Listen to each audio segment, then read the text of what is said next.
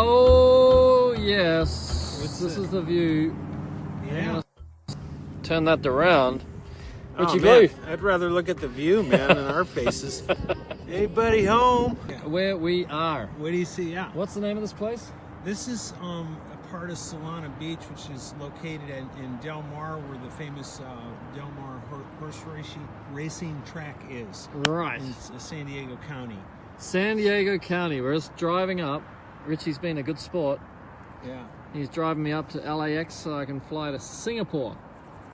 Hell yeah, I gotta get. So we're off to Singapore. I gotta get rid of this guy, man. Yeah, the guy's done no work for 3 days, right? Go back to China, man. Talked I got work to do. non-stop. You know? I'm here with Richie Blue. Richie Blue is the inventor of the Gunslinger. Yeah. Right, and previously called in its prototype stages the tip jar. Yes. Yes. Prototype code word tip jar. Yeah, that's it. I'm very Hey, Jason. famous. Perhaps you haven't heard of me. No, that's right. He does have a YouTube channel. So Richie has got, he's an innovator, and we're going to do a lot of work with him. He's got a company called Maker Products, and we're going to be, the first product that we're going to do as a joint venture together is the Gunslinger. And we're going to have the Boab, yeah. the Boab. Yeah, what is Gunslinger? It's a Boab, right? Mm-hmm. But what are the advantages of it? How would you explain it to layman window cleaners? In 2 words, I would just say kick ass. Oh, nice, Yeah. nice. It's just nice and soft. It goes on, We'll be doing purple if we can find that purple plastic. Right.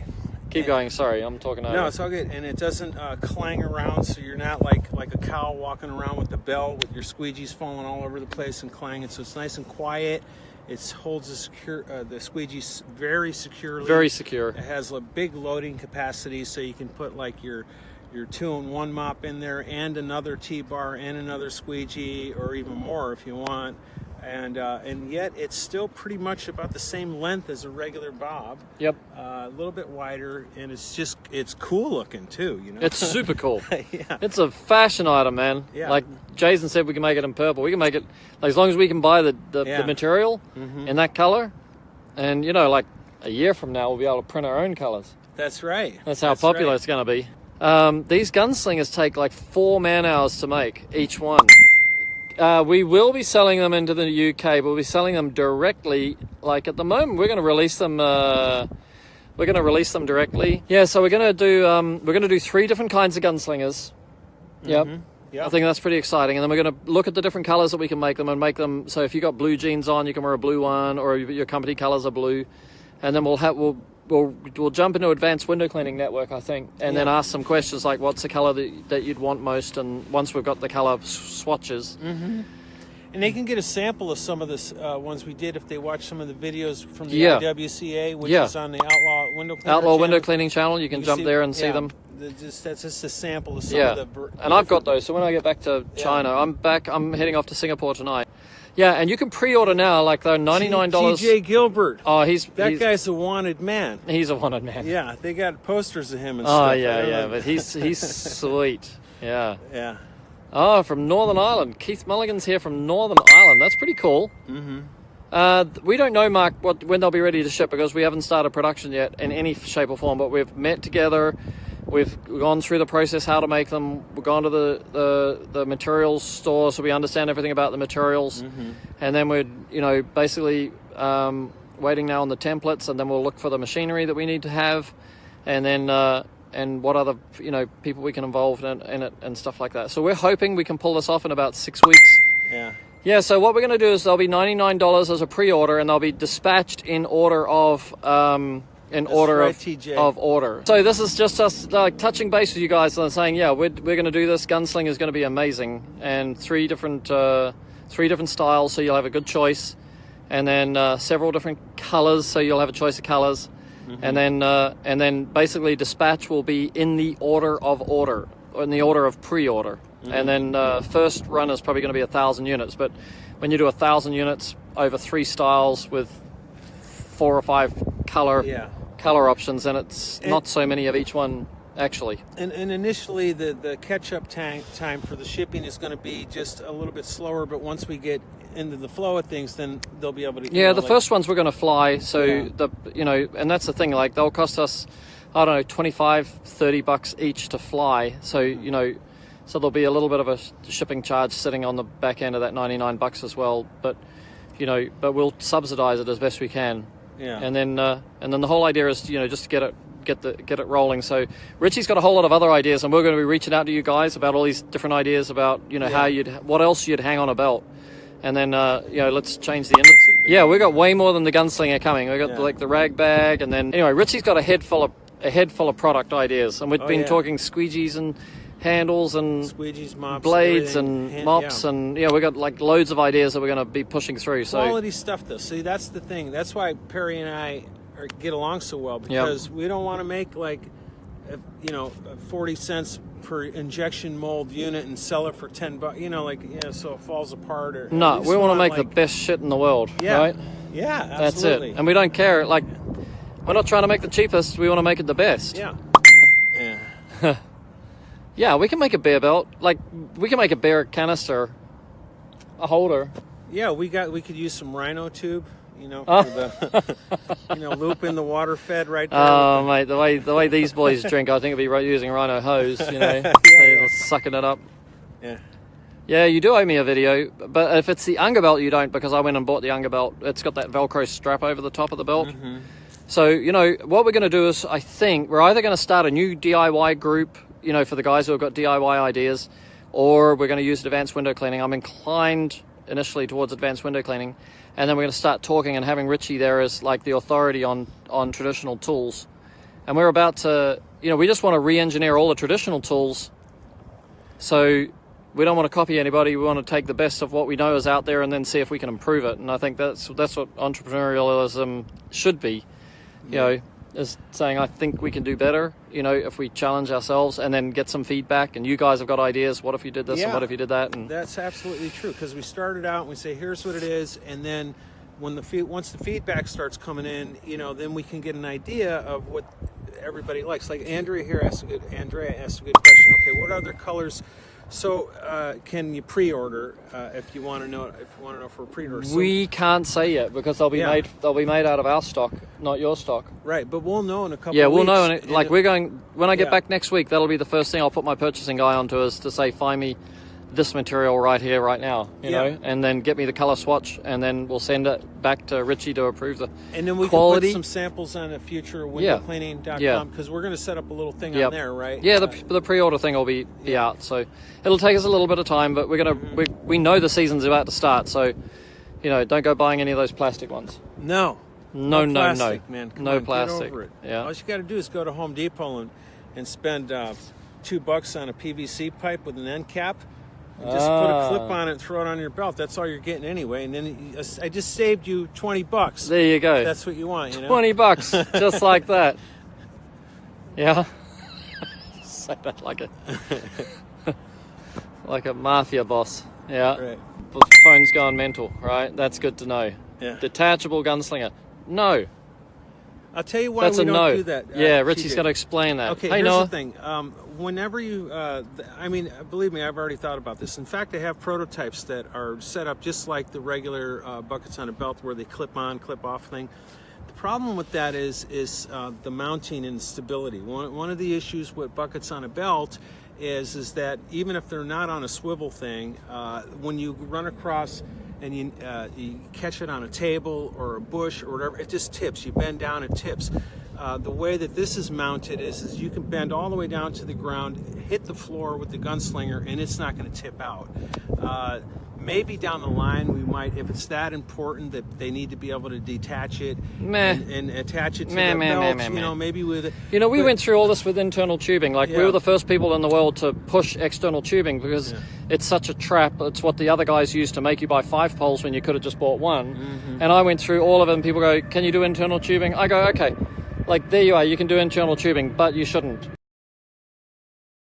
Crowd, we're back. Yeah. I was saying to Perry just now about it's designed. It has clearance to fit all standard belts, and so you could take the Gunslinger and slide it around. So if you want it in front of you right now, you're working, or say you're going through some bushes, or you're not using it, or you're walking, you could slide it around to the back of your hip or the side, or it's just movable like that, which is the beauty of it. And so when I was prototyping these, I had run a couple of prototypes for several months that had the detachable clip thing on it, and it was just a nightmare, man. It totally it was like night and day having it the way it's mounted now comparatively to, and I wasn't the only one. I had a couple of local guys here in San Diego. They were like, you know what, we thought that we wanted a detachable clip, but to be honest with you, we never take it off our belts. We just take our whole belt off. They take the belt off, right? That's what everybody does. Yeah. So, and then by the time you got a rag bag and a water bottle holder and a blade holder and all the other stuff that you want to put on your belt,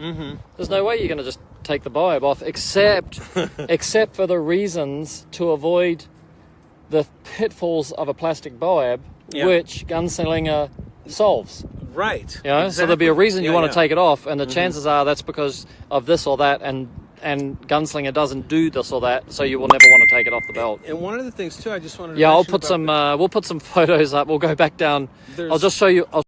Like, this is kind of how stupid we are.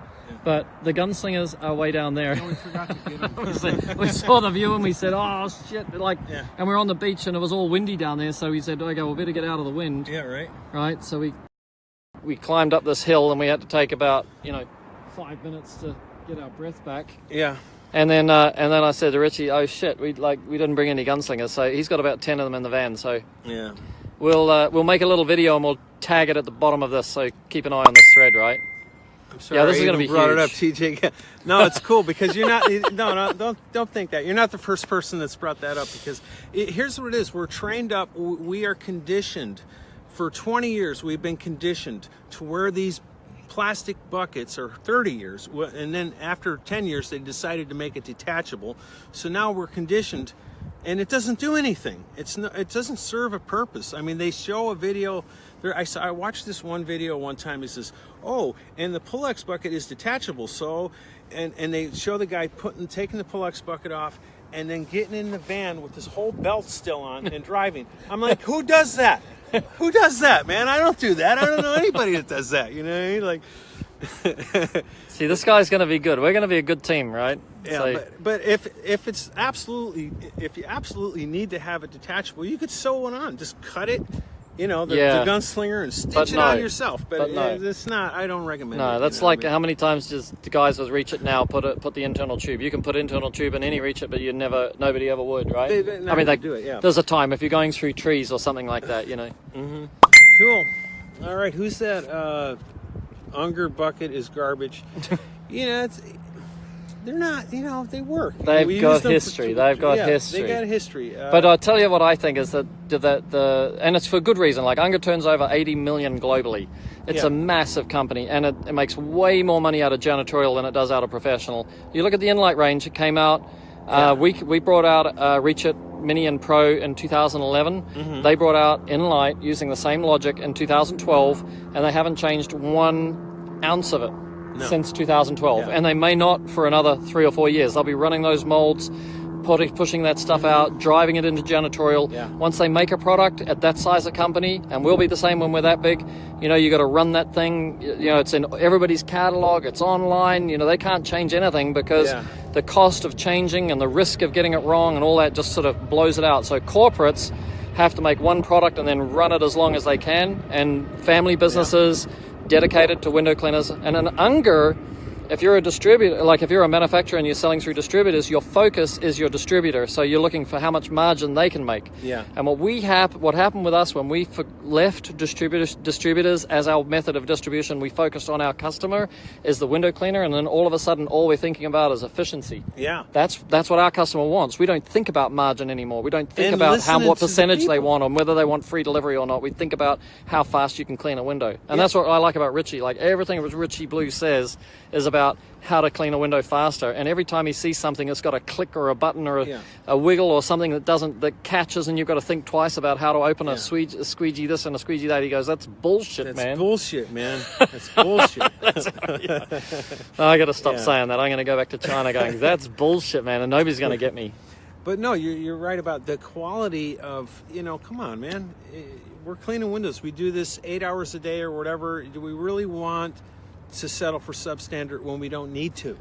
You No, know but what I mean? Like, nobody, like somebody has to be small like us, where Yeah. we want to make a product and we're happy to have a short run. We want to make 1,000 or 2,000 Yeah. units. Unger's not going to make 1,000 or 2,000 of anything, so they've got to make it so that it suits the janitorial market.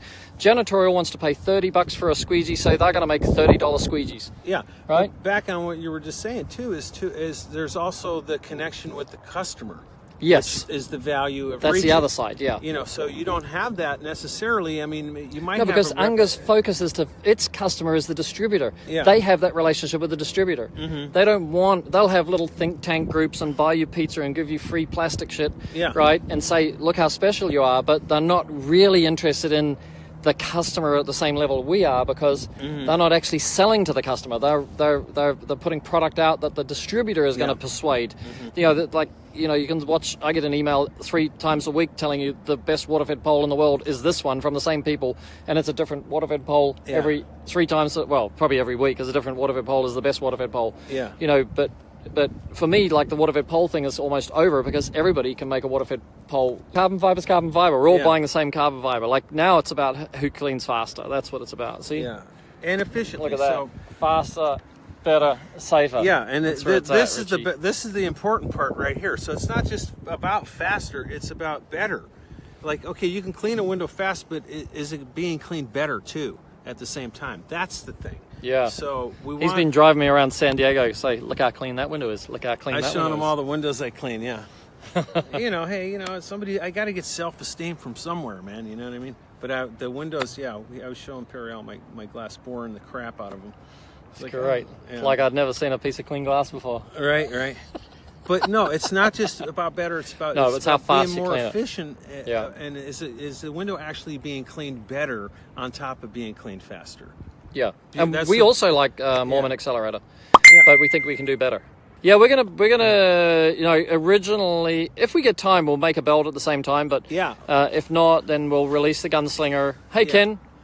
And then we'll bring a belt out. Like, we'll be looking for what you guys think. And I mean, this is basically the trad division of Reach It is going to be with Richie Blue and Maker Products, which is his company. And he's going to be the innovator. He's going to be the face. He's going to be he's going to run these conversations with you guys. And then what we're going to do is, work on how to commercialize, the best ideas. Best idea wins. Yeah. And we really want to be, we don't want that middle of the road. What I think is what's happened is that the Youngers and the Edderays make way more money selling to janitorial than they do to professional window cleaners. And so basically they've let go of being ultra professional. Mormon has got professional ideas, but are making them for the janitorial price point and market. Yeah. And what I think the niche is to make a really high quality, expensive tool for a professional, and then not be scared of the price. The goal isn't right? to be expensive. No, but the goal is to make it properly, and then make enough margin so that we can drive the next idea. Because you guys, between all of you, like Richie's got like 23 ideas that we could go with straight away. Yeah, on paper. Out there among you guys is another 150 ideas that we could go with as we develop a relationship of trust and things like that. And then what I think is that, when you look at every professional window cleaner's van, is there's loads of things that they've done themselves, made themselves, adapted themselves, and stuff like that. Yeah. And if we can, somewhat commercialize that, with the use of 3D printing and having a factory and having low cost of labor, so we can actually make things that are manually, require manual construction and stuff like that economically. Yeah. Then we've got ourselves a win, right? I mean, in the old days, when you think about America, when it was known for its manufacturing, right? That's how they did it. Everything was done by hand. They didn't compromise on nothing. And and it wasn't until they started getting into this faster, more faster, better, cheaper. Yeah, exactly. And then everything just fell. Do you know where that came from? World War II. Oh, America armed the world. Well, armed the Allied powers. He's from New Zealand. He knows more about America than me. Go ahead. So what happened is that America armed. They didn't. If it weren't for Pearl Harbor, you guys would never have come into the war. But you were funding the war. The reason why the British pound is no longer the global currency was the amount of money that America lent the UK. Right, was so much that they were able to negotiate as part of the payment plan. Is that the pound would be released as the global currency and the US dollar would take over. And they were funding the war, and the logic is the most disposable product in the world with the fastest expiry date is a bullet. Yeah, right. It's like, click, I need another one. Right, like yeah. right now. That is brilliant, man. So the idea of built-in obsolescence, like a bullet has the best built-in obsolescence. Yeah. Then, you know, if you think about tissues, they're a great example, right? That's it, need another one. Right. Yeah. So you think about that, and that's where consumerism came from. And then some super clever guy came up with the idea of the drill for dad. Like when we had drills, my dad had a drill that was made of metal, and it lasted. You could hand it down from father to son to grandson to grandkid, grandkid. You drill through solid rock with it and everything. And then some dude came up and said, look, you know, dad actually only uses the drill 3 times a year, and he'd be happy if it lasted 3 years and he had to get another one. 3 times a year times 3 years is 9 times. That drill only has to last 9 times. Yeah. And dad's happy, and he'll come back and buy another one. Right. And that's where that consumerism came from. And then what we watch is the UK brands, for an example in my part of the industry, the water-fed poles, they're all designed to last 2 years.